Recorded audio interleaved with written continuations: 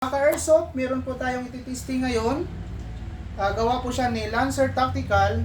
Yung model po niya is LT-12B-Gen 2 M4.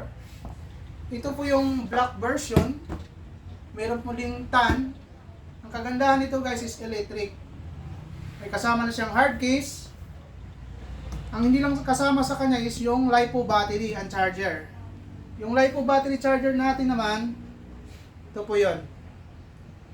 Yung LiPo battery, ito naman yung balancer charger na digital na. Makikita mo siya kung paano mag-charge.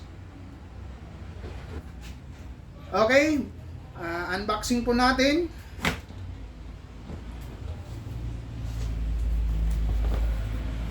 Ito po yung loob niya. Meron na siyang kasamang bala na .20. Siguro nasa 500 rounds to. Meron siyang patches. Ito yung unit natin. Meron siyang kasamang front and rear sight na flip up. Pag gusto pong iangat, ito lang. Pindot lang to.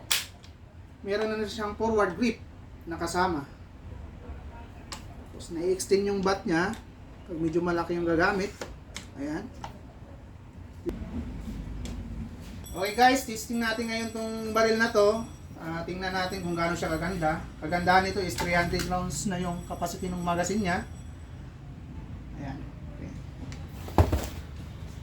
Yung pag-load ng bala, buksan natin to.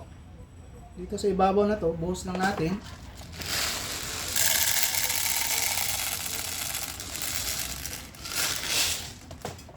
Ayan, tapos sarado mo lang.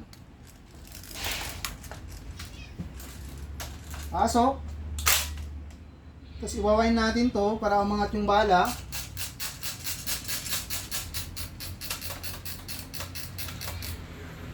Yung paglagay pala ng battery guys, nandito po sa likod ng buffer tube. Ito po, angat lang natin. Medyo buka natin ng konti. Yung battery. Pasok natin dito sa buffer tube. Yan. Connect lang natin para magkaroon ng power yung baril. Ayusin lang natin yung paglagay ng wire. Tapos yung pagbalik ng buttstock, yan, hatak ulit, baba. Okay, testing natin guys. Ito yung safety. Nakatapat yung arrow, safety yan.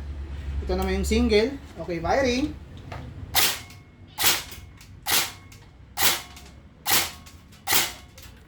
Switch tayo sa full auto. Ayan. Okay, firing. Wait is fire. Firing. Automatic.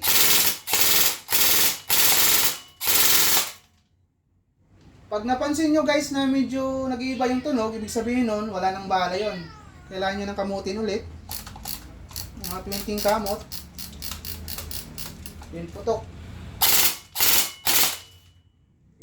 Release magazine. Safety.